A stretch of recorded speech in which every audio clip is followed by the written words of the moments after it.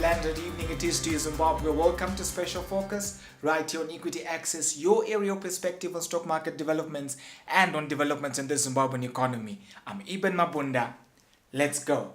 On Special Focus tonight, we'll look at the financial performance of different listed companies on the Zimbabwe Stock Exchange, how they did perform in the year 2018, their full year performances, as well as those that did release their financial results from the 30th of June 2018. For conversation on this, I'm joined in studio by our very own resident analyst, Anesu Chumbomo. Anesu, good evening and welcome to the platform. Thank you, Ibn, for having me. Splendid. Let's cut to the chase. Let's have a quick look at how these companies actually did perform in the year in question. We'll start by looking at the companies that did publish their financial statements for the full year. Okay? A quick peek there would reveal that we have Kafka, which did record growth in profit after tax on a year-on-year basis of 431%. We also have Power Speed, which grew 285% in terms of profit after tax, as well as Art Day growing 137%. Well, if we were to also look at the performance in terms of revenue, you'd see that Kafka is also the best performer, coming up 57%, followed by Art that added about 40%, but Mash Holdings seems to be the weakest performer of that financial period that was in question, coming down, only coming up 1%. Fantastic. Moving on to the companies that did publish their half-year performance in the year 2018. There are 31 companies that did actually release their financial statement. You'd find that there you have Africa Sun that did record almost 1,500% growth in their profit after tax. Interesting there. You also have Dawn Properties as well as 10 All Right there, also recording significant growth in profit after tax to that effect. Yes. If we move on quickly, we'll come to retail. We then see that some of the growth that was coming from these retail shops, especially considering Edgar's and Power Speed, which seem to be the strongest performers of the sector, was 285% growth and a 235% growth in that respective order. Most of these companies were actually enjoying a good increase in a good season of increase in prices, mainly due to inflationary pressures that were coming into the economy. Correct, but Anesu, it remains to be seen how actually these companies do perform moving forward. A good example would be Edgar's. Edgar's did mention that they had sufficient stock, but they were uncertain of how they would actually navigate the turbulent waters of the Zimbabwean macroeconomic conditions in as far as restocking for the winter. I remember the CE did actually mention that. So I think these are challenges that we can expect from the retail sector in terms of restocking, as well as in terms of progressing into the season that's coming. Yeah, just adding a little bit more sentiment around that restocking issue, we have a problem that has come up with the government actually having to put some more import duties on some of the luxury goods that these guys do import, which would obviously push up their costs. But then recently there has been a development that some of these goods have been retracted from that list of goods that will have import duties demanded on for US dollar. Axia is one company of note that actually mentioned that they have had a good run in terms of their restocking, because they've managed to always pay their foreign creditors ahead of time for them to keep their stocks in good measure. Fair enough.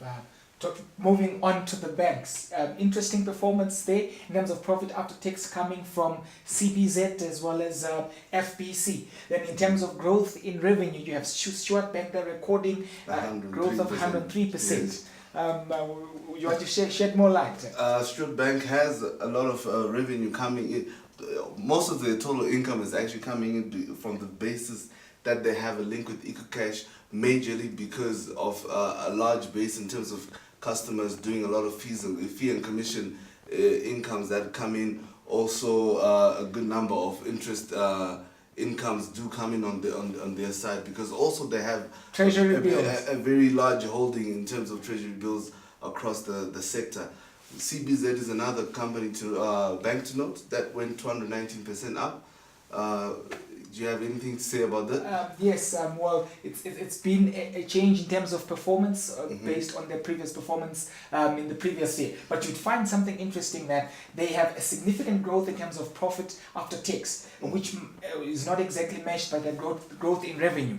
A lot of cost containment measures coming into play, but overall, across the board, you can realize that there has been that growth in terms of revenue coming mostly from treasury bills. Yes, I think before we just go on to construction, also we need to then take a note that most of the banks managed to get most of their profits also mainly because of the treasury bills, but then also they did cut down on their loan book because a lot of people didn't get a lot of loans from them. Yeah. Okay, fantastic. On to construction. Okay. There you have Tenall recording 571% growth in profit after tax, vis-a-vis a growth in revenue of 77%. But just to highlight on Tenall's performance in terms of profit after tax, two key issues. One, in terms of cost containment, that has actually had an impact on their performance, as well as a general increase in the prices of their products, plus the SI 164 that they've actually benefited from, that was imposed by the government in the year 2016. Yeah, that's a good point to note, because most of these guys have been producing their materials locally, and they would have to face a lot of competition from outside, mainly from South Africa. Okay. Yeah. Okay. Let's get on to other companies that did also release and onto other sectors rather. Let's talk about the insurance sector. There you have First Mutual releasing 102% growth in profit after tax. Also Fidelity Insurance as well as Zimri. FML had much of its profits coming from the acquisition of Nico's Diamond Insurance Limited, that really came in with a lot of profits that added to that. Where Nico's Diamond had a lot of short-term insurance coming in. Also, we find that Zimri had a little bit of challenge. They did mention that the economic pressures around their business have been a major factor in terms of their growth. I wouldn't say that they suffered any losses. It's just a decline in the profits that they have from the previous year. Fair enough. And so on to the real estate sector, you find that Dawn Properties records 942% growth in profit after tax. FMP there 527% growth, while ZPI has a decline of 132% in terms of their profit after tax. Well, ZPI mostly has this decline because of the sale of property that they had to do for them to invest into their Sahara project in Victoria Falls, a huge mall project that they're building up, and a business center, shopping mall, which seems to be a very good prospect for the area, considering tourism is going up, and that should up their revenues in the future. But then Dawn Properties there has a 942% rise in their profits. That's a very impressive number there. But then mainly that's because of the rise in occupancy. Dawn Property is heavily invested in a lot of hoteling property, which also shows us the link between them and African Sun, coming up about 1,500% in their profit after tax. So that shows a good number and relation between the two companies. Mash Holdings had the weakest performance in terms of the revenue growth. That was mainly because of the pressure that is coming in to do with cost of rentals in the CBD, and so with that having being said, we find that a lot of their customers are migrating outside of the CBD into the peripherals, where we find it to be a little bit more cheaper in terms of business-wise, because of the economic situation that we're facing. I think if we move on to mining, you could just highlight what's happening really there. Yes, Anesu. Realism there recording profit after tax decline from the previous year of 86%. Then you have BNC that grew 24%, while Wange Colliery took a decline of 7%. Now here's the interesting thing where this sector is concerned. taking a quick look at Reosm. Reosm, they've been hampered by forex issues that they've actually impinged on their productive capacity. In the month of October, they actually had to close 3 of their mines because they couldn't get enough foreign currency for them to actually pay their foreign creditors and remain in operation. Explain, please, the BNC figures there. BNC enjoyed a lot of, in terms of price increase that went up. Also, they had a product mix that they shifted towards a little bit of aluminium there. The 24% increase also is very commendable for them. But then also including on the forex issue, they did not say that they're having any problems with the RBZ, but then they would rather have their retention rate be up to about 85% for them to be very much more competitive in terms of them actually being able to channel some of those profits towards their smelter project. But then the smelter project is not only waiting for the profits to come up, it is also waiting for a more favorable price in terms of nickel on the global market. They're expecting the price to be around about 16,000 per ton in terms of nickel. Wange seems to be still a dull day for them. Perennial losses. We saw a portfolio committee, they're coming in to say things need to be put in place in as far as Wange is concerned. And of course, they were bold and they said, look, we will stick to the agreements that we've had with our creditors, and they're very much confident that they should be able to perhaps dig themselves out of the pit that they find themselves in. Yeah, it seems to they have a little bit of corporate governance issues that they may need to address. Okay. On to the agri sector, where we have Ariston recording 238% growth in revenue. We also have BAT 61%, Hippo Valley 25%, Sitco 25% as well in terms of growth of revenue. Ariston also recording 29% in terms of revenue, and Hippo Valley copying that.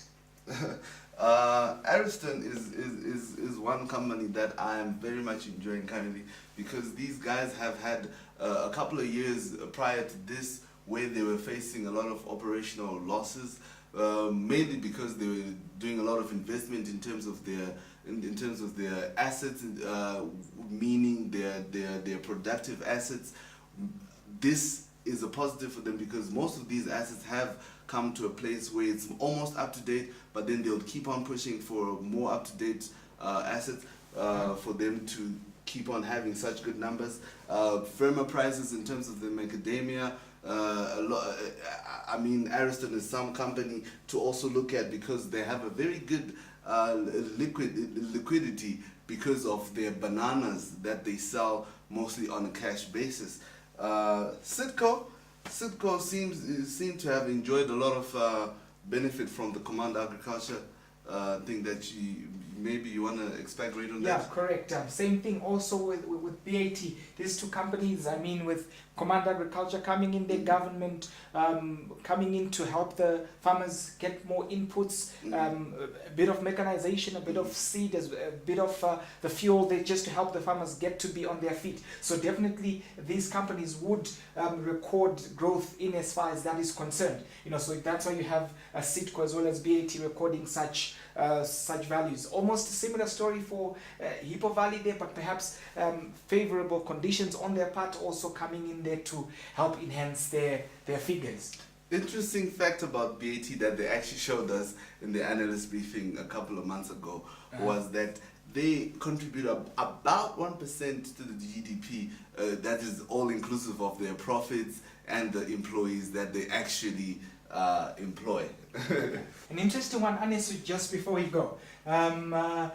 Jeff Bezos did release a tweet to the effect that they have to part ways with the wife. The wife has been a part of Amazon for a long time. She was actually one of the first employees at Amazon. What could be the significance of that? Actually, Jeff Bezos is worth about 137 billion in terms of his net worth. And that divorce has had an immediate effect on Amazon, where we find there's a small dip right here, which cost them about 0.32% for them to settle at 1,651.21 cents. which is about 11.72% on a 3-month basis dip. I mean, that has good significance there. There's nothing much to say but for us to just keep on following on how much the wife is going to go away and with. how the story actually progresses. Yes. Well, that's it from Anis and I. Thank you so much for watching. Don't forget to like, subscribe, follow us on Twitter, Facebook, visit our website www.equityaccess.net. From Anis and I, Good goodbye. evening.